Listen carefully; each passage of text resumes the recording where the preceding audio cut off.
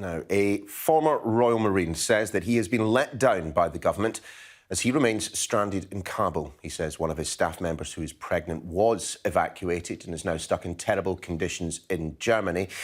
Let us bring in Paul or Pen Farthing from Kabul. Pen, good to see you this morning. And clearly the situation at your end will be concerning. You allege that there was a flight that was blocked by the Ministry of Defence coming to rescue you, rescue your staff, rescue your animals. I just want to play you the response that the Defence Secretary gave to me just a little bit earlier in the programme, and then we'll get you to respond. Just have a listen to what Mr Wallace had to say.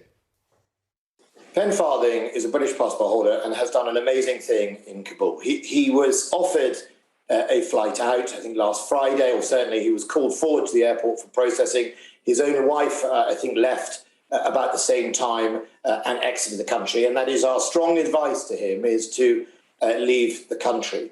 No one is blocking the charter flight that people have raised money, other than the fact this is not about flights on the ground and whether or not Pen can get on the flight. This is simply not about, if that aircraft flew in today, it would probably sit there, it would block the airfield, it would sit there empty, because it's about getting, as I said earlier, the flow through the gate, through the barriers, and into the airport and onto the aircraft.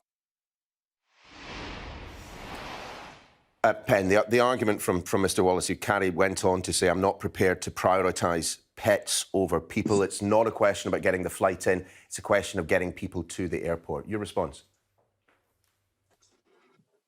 Mr Wallace, I never asked you to prioritise pets over people.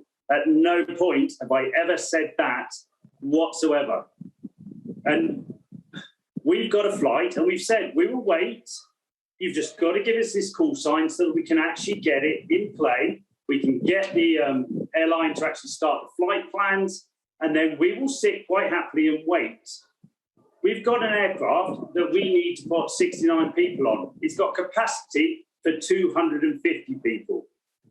And in that cargo hold, it'll be empty. I can't put people in a cargo hold, but I can put my animals in that cargo hold. Little animals like Ewok. And there's going to be absolutely no commitment from the British military to help me do that. I just need this ISAF call sign number. And also, I'd like to point out that whilst the Prime Minister has actually given and said that our staff have been granted their visas to travel to England, I've got absolutely no confirmation. I've got nothing in writing. So if I get stopped at a Taliban checkpoint with them, they'll get turned around. And he absolutely knows, Mr Wallace, that I said I'm not leaving here without my staff. So I'm not going to go to the airport and just go on an airplane so that his problem goes away. That's not going to happen. I served my country for 22 years and the MOD has cancelled my emergency line that I had so that I could get updates on the situation and let them know updates. Hey. He has abandoned me here in Afghanistan and wants me to go quiet. Not going to happen, Mr Wallace. Not on my watch. You're dealing with the wrong person. Pen, sorry to interrupt, Pen, but I just want to kind of reiterate the point that the Defence Secretary is making, that it's not about seats on planes or the availability of those. It is about the crush that is taking place outside the airport and the inability, that there are thousands of people already waiting there, and the inability of people to get through, to get to the airport, that if your plane did arrive, there would be no way of guaranteeing that anyone would be able to get on it. Getting into the airport, the British government can't help me with. That's my problem. I'll be in the airport and I shall be there with my staff and with my animals. And if he doesn't allow me to get on that aircraft, then I will have to put all of my dogs and cats asleep on the runway. So I'm going to get into that airport.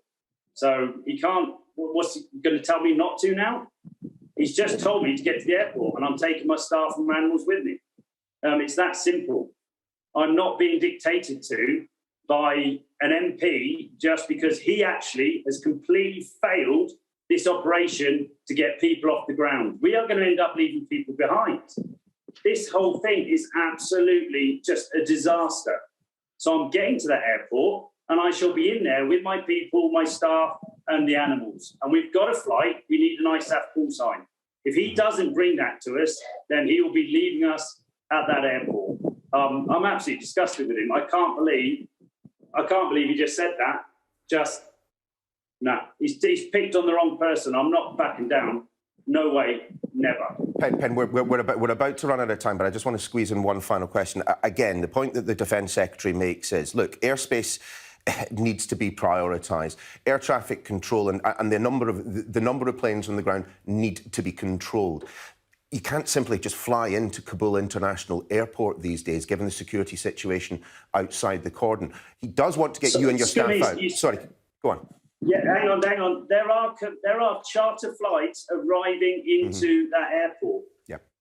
There are charter flights arriving into this airport. If America can do it, why can't Britain? I'm not taking his excuses. Absolutely not. And I've just seen images of a car being flown out of Afghanistan. If that's true, they're rescuing cars. You've got to be joking me. Sorry, no. I'm not backing down. He's picked on the wrong person. It's not going to happen. I'll be in that airport with my staff and with my animals. I need my flight to be able to land. If other people can bring chartered aircraft in, then so can we. Pen, we do hope that you and your staff stay very well indeed, very well, very safe. Hopefully we'll speak again soon. Take care and thanks for joining us. All right, thank you. Appreciate that. Thank you.